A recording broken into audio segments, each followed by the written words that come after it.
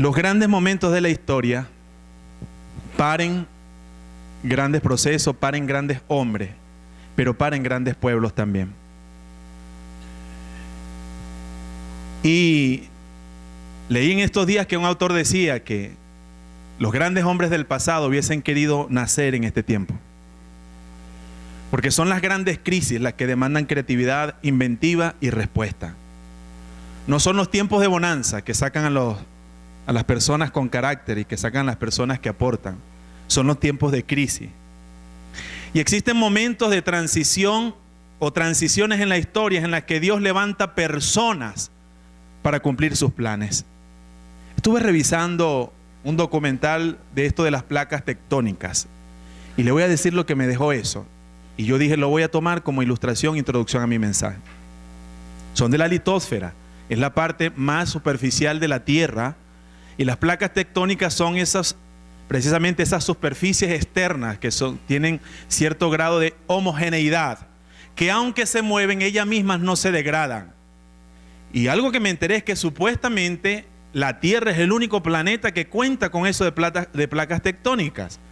Y nos decía cómo se formó. Bueno, ustedes encontrarán muchas teorías. Nosotros pensamos que Dios creó el mundo y lo hizo con la facultad, en nuestra opinión parece, de que eso sirve para liberar, entre otras cosas, tanta energía que contiene la Tierra en su seno.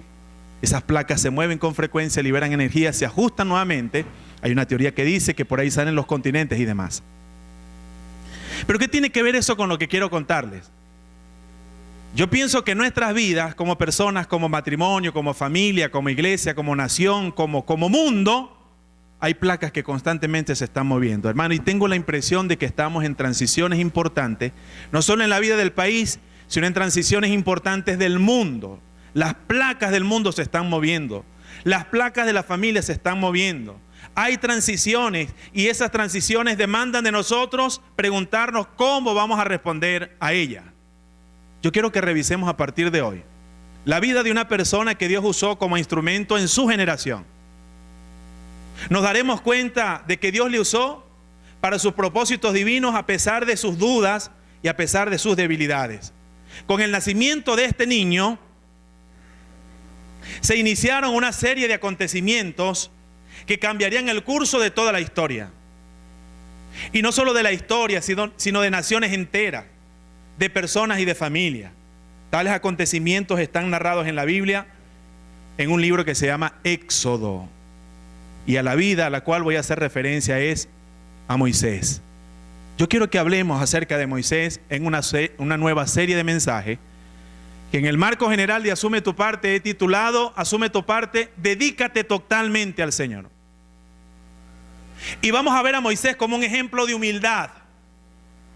Vamos a ver a Moisés como un ejemplo de paciencia. Saben ustedes que la Biblia da testimonio de que entre las personas más pacientes que se ha conocido en el registro bíblico, Moisés, un hombre de gran paciencia. Pero vamos a ver a Moisés también como un hombre de una dedicación total a Dios.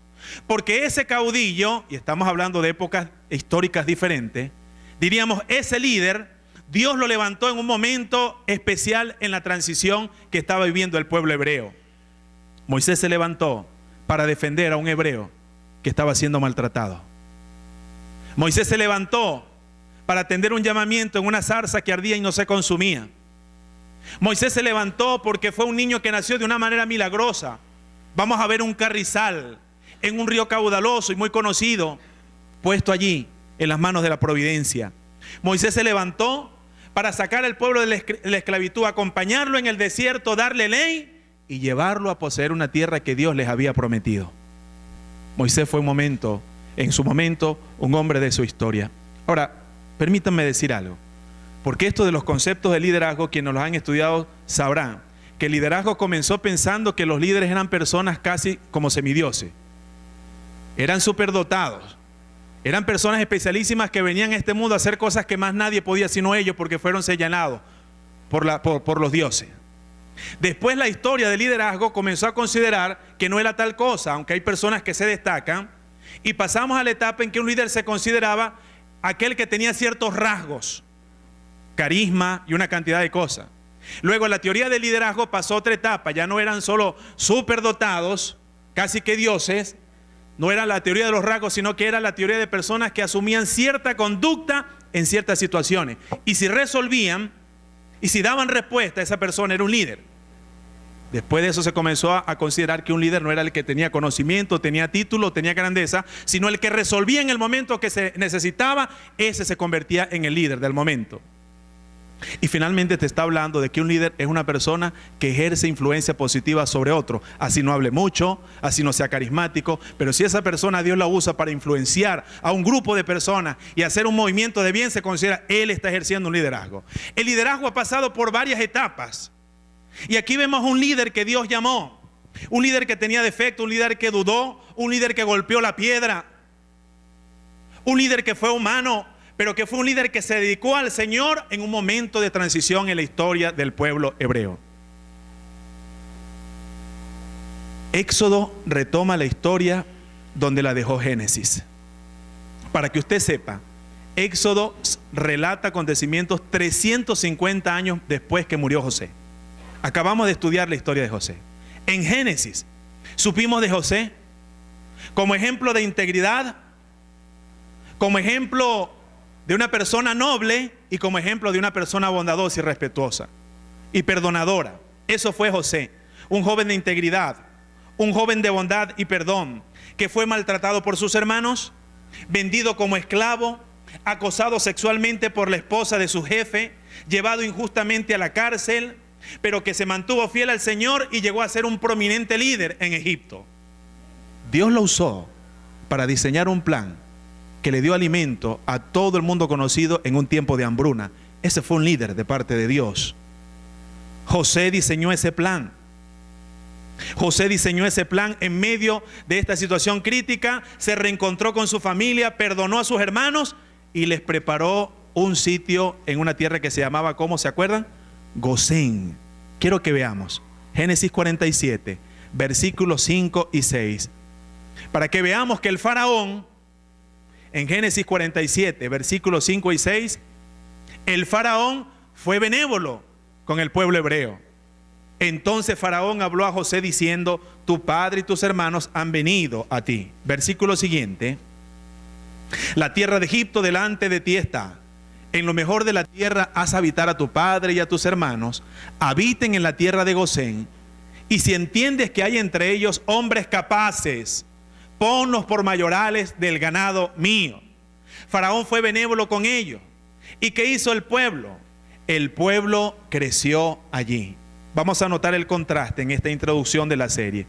Primero, los hebreos fue una pequeña familia y llegaron a convertirse en un pueblo numeroso. De un pueblo débil llegaron a ser una nación como fuerte.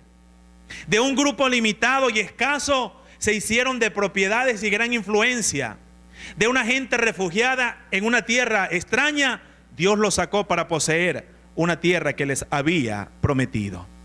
Ahora, los israelitas llegaron a ser grandes. Quiero que veamos en Génesis 47, 27 lo que se dice de este pueblo. Así habitó Israel en la tierra de Egipto, en la tierra de Gosén, y tomaron posesión de ella y se aumentaron y se multiplicaron en gran manera. Este pueblo creció. Y yo quiero hoy hablarles del tema que he titulado Cuando las circunstancias cambian. Saben, hermanos, que nosotros no percibimos, pero hay instrumentos muy sensibles que están midiendo, percibiendo y midiendo y registrando los movimientos de la tierra que para nosotros son imperceptibles.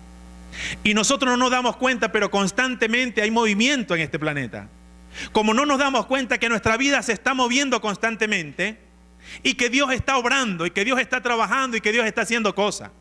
Yo creo que nosotros necesitamos recobrar ese sentido de que Dios está trabajando aunque parezca que todo sigue igual.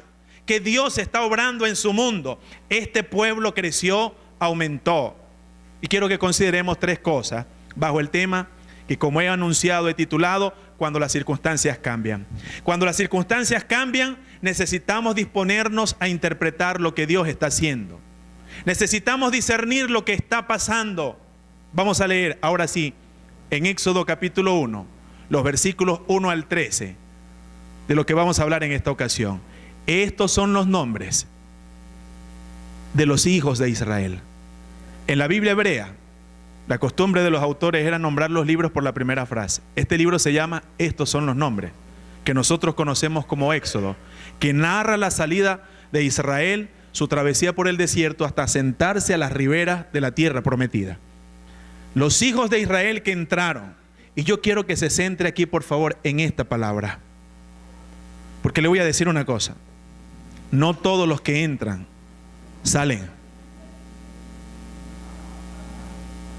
Yo quiero decirte también que entrar en una situación, en una circunstancia, en una etapa, no significa que eso será lo último en tu vida. Pero quiero decirte también con relación a esa palabra, en tercer lugar, que Dios quiere que cuando nosotros tengamos que salir de Egipto y de una circunstancia, salgamos libres, fortalecidos y listos para caminar con Él. Esta familia, dice que fueron los que entraron en Egipto con Jacob, cada uno entró con su familia. Versículo siguiente, y vamos a ir adelantando: Rubén, Simeón, Leví, Judá, Dan, Neftalí, Gad, Aser.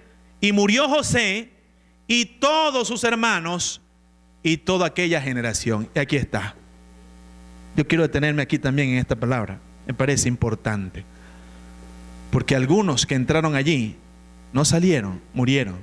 Dios levantó a otra generación. Yo creo que estamos viviendo, hermano, una generación desafiante.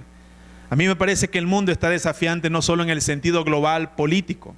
Se ha acuñado un término que se llama glocalidad, que es tratar de ver cómo en el sentido local nos vemos impactados por lo que pasa en el mundo global. Y no solo impactado en la economía, en la política, en lo social. Este mundo, esta generación está impactada en lo moral, en lo espiritual. Recientemente oí la entrevista de un religioso a un católico que estaban entrevistando del problema del mundo y le preguntaron, según él, cuál era el problema más grande, y él dijo que me parece que el problema más grande es la identidad sexual y la distorsión que se está haciendo de la familia. Y se burlaron, hicieron de él un video y se están burlando de él porque él dijo que la cuestión del género y la cuestión de la familia, según el diseño que entiende él y entendemos por la Biblia, Dios ha dado a un hombre y una mujer, eso sea un mal. Y vaya usted a ver lo que se desprende de allí. Una generación que murió y una generación como la nuestra que está demandando cambio, que está demandando respuesta, que está en transiciones. Seguimos leyendo el versículo 7. Y los hijos de Israel fructificaron y se multiplicaron y fueron aumentados y fortalecidos en extremo y se llenó de ellos la tierra. En estos días escuché que decían, mira, donde quiera que vas ahorita ves un venezolano. Yo creo que hay más otras personas que nosotros, pero sí, de pronto se nota más porque no estaban acostumbrados algunos a salir, no tenemos una cultura migratoria. Los hebreos comenzaron a llenar por todas partes. Por donde quiera que metían la cabeza había un hebreo. Entre tanto se levantó sobre Egipto, aquí miren, un nuevo rey que ¿qué pasa? No conocía a José. Se olvidó de todas las hazañas de José. Las hazañas de José fueron metidas en el archivo. Se olvidaron de José, de ese liderazgo. Y eso ocurre. Hay liderazgos que se olvidan. Y se olvidó de ese líder, de cómo fue sabio para mantener con vida a un pueblo. Y dijo a su pueblo, este nuevo rey: he aquí, el pueblo de los hijos de Israel es mayor y más fuerte que nosotros. Esto huele a prejuicio. Esto huele a recelo. Esto huele a adversión. Ahora pues seamos sabios, palabra sabia entre comillas, para con él, para que no se multiplique y acontezca que viniendo guerra, él también se una a nuestros enemigos y pelee contra nosotros y se vaya de la tierra. Versículo que sigue. Entonces pusieron sobre ellos ¿qué? Comisarios de tributos, que los molestasen con sus cargas, es decir, tenían un látigo en la mano. Edificaron para Faraón las ciudades de almacenaje Pitón y Ramesés. La arqueología da testimonio de eso. Pero cuanto más los oprimían, tantos más se multiplicaban y crecían, de manera que los egipcios temían a los hijos de Israel. Último versículo. Y los egipcios hicieron servir a los hijos de Israel con dureza. Cuando las circunstancias cambian, necesitamos discernir e interpretar lo que Dios está para hacer. Con la muerte de José comienza el fin de una buena etapa y comienzan los días duros. La gente comenzó a mirar los hijos de Dios a los hijos hebreos con malos ojos. Y este fue la seguidilla. Comenzó con recelo, pasó a prejuicio y luego a la persecución. Yo quiero decirle que entre el prejuicio y la persecución hay un paso de distancia. Cuando una sociedad entra en una hostilidad, cuando una sociedad comienza con prejuicio, cuando una sociedad comienza con la sospecha uno con otro, estamos a un paso del salvajismo, estamos a un paso de la perversión.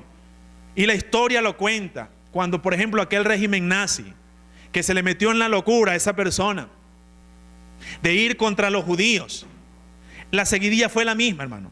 Comenzaron a marcarlo, la estrella de David los identificaban, sus almacenes fueron marcados, sus negocios fueron marcados, fueron estigmatizados, luego fueron despojados de derecho y de pertenencia.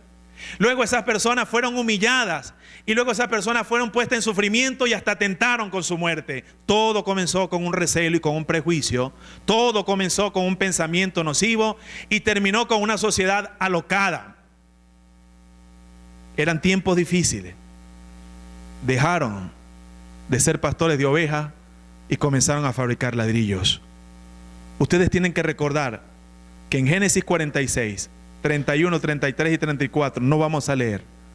Pero cuando ellos ingresaron, José les dijo, cuando el faraón le pregunten a qué se dedican, ustedes tienen que decir, nosotros somos ganaderos. Una respuesta muy genérica. No se les ocurra decirle al faraón que ustedes son pastores de ovejas. Usted se ha preguntado por qué. Prejuicio. La sociedad egipcia era una sociedad elitista.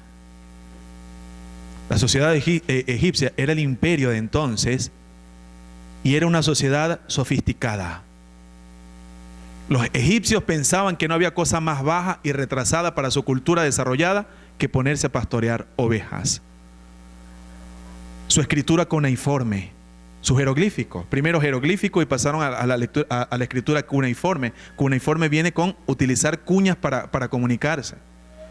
Sus universidades, si pudiéramos pensar, las más desarrolladas en aquel tiempo. Su medicina, su cultura, la economía.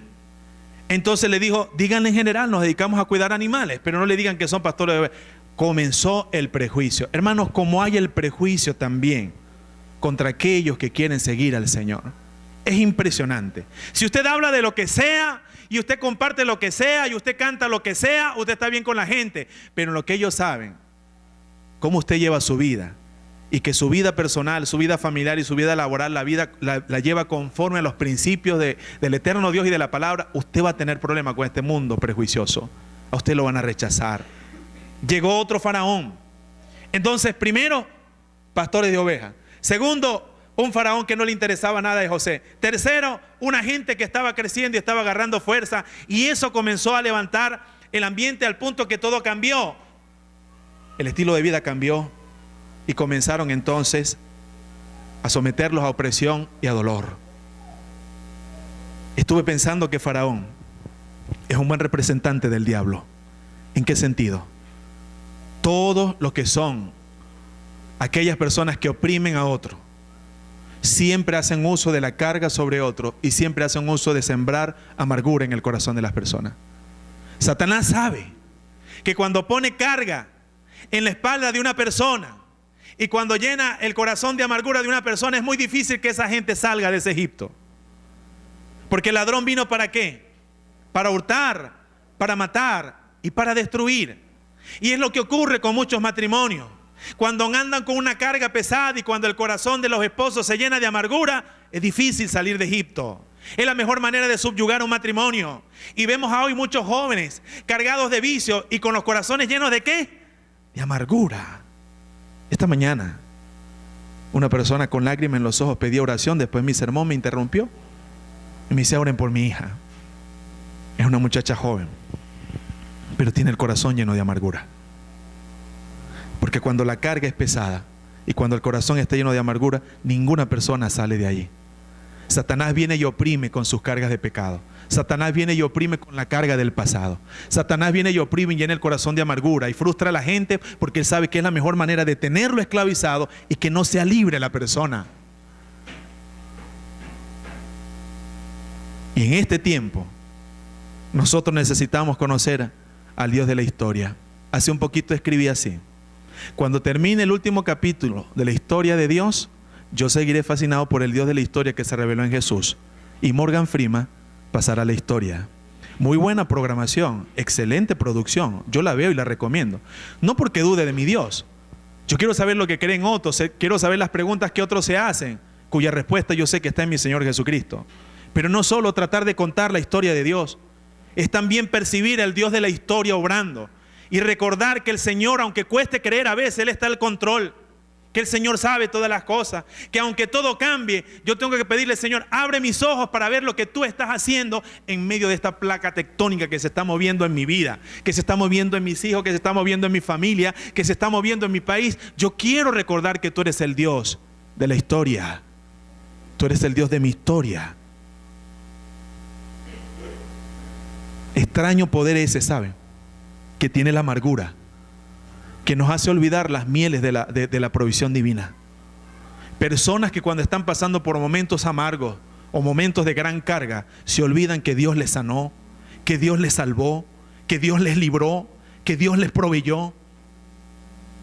Olvidamos eso cuando lo que está encima es el látigo, cuando lo que está encima es la opresión y estamos haciendo ladrillos de esclavitud. Nos hemos olvidado que el Dios de la historia todavía está obrando. Ahora hay una cosa más que quiero decir acá. Cuando las circunstancias cambian, tenemos que recordar que Dios sigue firme en sus promesas. ¿Qué es lo que Dios le había prometido a Abraham? ¿Qué le prometió Dios a Abraham? Que iba a hacer de él, ¿qué? Una nación grande. Y le puso una tareita. Abraham, venía acá conmigo. Asómate. Le dice: contame las estrellas, ¿cómo se llama? Todas las estrellas que están en el firmamento. Una tareita nomás. Y Abraham, si fuera maracucho, le dice: Dios, qué molleja, como quien puede contar las estrellas del cielo. Eso es imposible. Dios nos pone tareas imposibles para que nos acordemos que Él es el Dios de los imposibles, que lo que es para el hombre imposible, para Dios es posible. Y después le dice: como no pasaste esa tareita, vente conmigo, vamos a mirar, cuéntame entonces, ¿qué? La arena del mar. Imposible. Como es imposible a veces entender lo que Dios está haciendo, como es imposible a veces creer que Él está obrando, como es imposible a veces explicar lo que me dice en su palabra. Pero cuando las circunstancias cambian, yo tengo que renovar mi fe y mi adoración al Dios que es fiel a sus promesas. Dios no miente, y lo que Dios promete, Dios lo cumple. Ninguna de sus promesas cae ¿por dónde? Por tierra. Dios es un Dios de pactos. Dios es un Dios fiel. Es el Dios que nos levanta. Es el Dios que nos acompaña. Es el Dios de los momentos difíciles. Este pueblo, mientras más lo oprimían, ¿qué pasaba? Más fuerte se hacía. Dios nos dé esa virtud. Dios nos dé esa virtud. Le cito aquí al gran poeta argentino Cortázar, que dijo, escuchen esta definición de la esperanza. En la palabra de Dios tenemos mejores que esta, pero esta me pareció bonita. Cortázar dijo de la esperanza le pertenece a la vida. Es la vida misma defendiéndose. La esperanza es la vida misma defendiéndose. Los que queremos vivir, los que amamos la vida, los que amamos la libertad, los que amamos a Dios, los que amamos el bien, siempre vamos a estar defendiéndonos de todo aquello que quiera matar la vida. Eso es esperanza. Y creer que Dios está con nosotros para librarnos. Creer que Dios está con nosotros para cumplir sus promesas. Finalmente, cuando las circunstancias cambian, estemos atentos para atender la convocatoria que el Señor nos hace. Este marco que estamos planteando hoy es como un lienzo apenas. Yo le estoy poniendo el lienzo para que entiendan que un pueblillo que llegó como refugiado, que a la postre llegó a ser una nación que todavía anda resonando y que ha impactado al mundo, porque ha tenido la gracia de Dios. Ese pueblo iba a llegar a ser esclavizado y Dios le iba a sacar portentosamente de ahí de Egipto y llevarlo a la tierra prometida, pero Dios levantó a un hombre. Ahora, yo no estoy, hermano, diciendo que nosotros necesitemos necesariamente más Mesías. No es tanto un hombre por la teoría del superhombre, ni por la teoría de que algunos que tienen rasgos especiales, ni por la teoría del liderazgo que dice que algunas conductas ante ciertas situaciones, ni por la teoría solo de la influencia que puede ejercer algo, sino nosotros podamos decir: Señor, en este tiempo que está viviendo mi país y mi mundo, yo quiero ser alguien fiel a ti, yo quiero levantarme para adorarte, yo quiero transitar este desierto, yo quiero ponerme en tus manos para que tú hagas en mi vida y en otros lo que tú quieres. Los momentos difíciles, hermano, no ahogan las promesas de Dios. Dios no pasa por alto los maltratos de su pueblo, aunque a veces nos parece que sí, pero Dios sabe. Y yo quiero que leamos, si fuera posible, muchachos, Éxodo 2:23, para que nos demos cuenta de este bendito pasaje.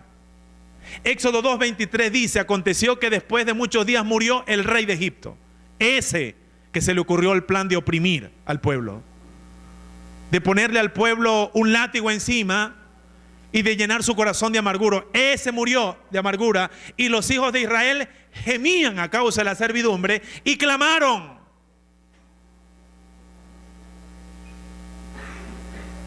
¿Qué pasó con ese clamor? Subió a Dios el clamor de ellos con motivo de su servidumbre. Y allí es donde en el capítulo 3 Dios se le aparece a Moisés. Moisés estaba ¿dónde? En Madián. ¿Qué estaba haciendo? ¿Qué estaba haciendo? Apacentando. Y entonces Moisés se da cuenta que había ¿qué? Una zarza, un arbusto que se estaba quemando, pero no se consumía. Y ese muchacho que fue librado de las aguas, ese muchacho que se formó en la Universidad de Egipto, ese muchacho que se enfrentó a Egipto para defender a los hebreos, porque saben una cosa, por muy bueno que era Egipto, ese no era el destino de Israel. Por muy bueno que es este mundo no es nuestro destino final. Nosotros estamos en este desierto de pasada. Métaselo en la cabeza, hermano, tenga mente de peregrino. Estamos de pasada. Nosotros estamos atravesando este desierto, nuestro destino no es acá. Y ahí recuerdo el caso de un misionero que después de haber dedicado toda su vida metido por allá en un sitio, regresó en el mismo barco donde venía un gran político. Y él tuvo un sentimiento extraño, porque él se dio cuenta que cuando llegó el político le pusieron literalmente alfombra roja y lo saludaban y daban tal cosa, y él sintió tristeza y dijo: yo dediqué toda mi vida a predicar el evangelio y nadie me espera y nadie me reconoce. Sentía esa lucha, pero el Dios del cielo le mandó este mensaje a su corazón: acuérdate, tú todavía no has llegado a casa. Estamos de pasada, hermano, y en este desierto de la vida las situaciones van a ser difíciles, las placas se van a mover, las circunstancias van a cambiar, pero nuestro clamor llega al cielo. El Señor escucha nuestra oración, el Señor atiende la oración de su pueblo. El Señor no nos abandona. Él dijo: yo estaré con ustedes ¿cuándo? Todos los días, hasta el fin del mundo. Hermanos, el Señor está con nosotros todos los días, hasta el fin del mundo.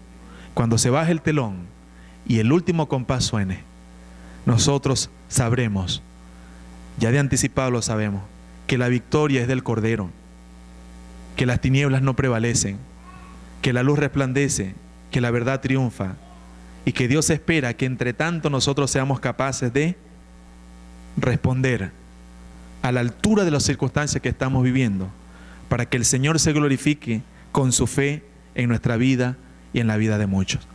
Yo quiero invitarle a orar. Vamos a tener un tiempo de recogimiento en el corazón. Cuando las circunstancias cambien, atento para tratar de interpretar lo que Dios está haciendo. Cuando las circunstancias cambian, pendiente, recuerde que Dios es fiel a sus promesas. Cuando las circunstancias cambien, dispóngase a la convocatoria de Dios: Señor, aquí estoy. Yo quiero ser tu siervo, yo quiero creer en ti, yo quiero cumplir tus propósitos.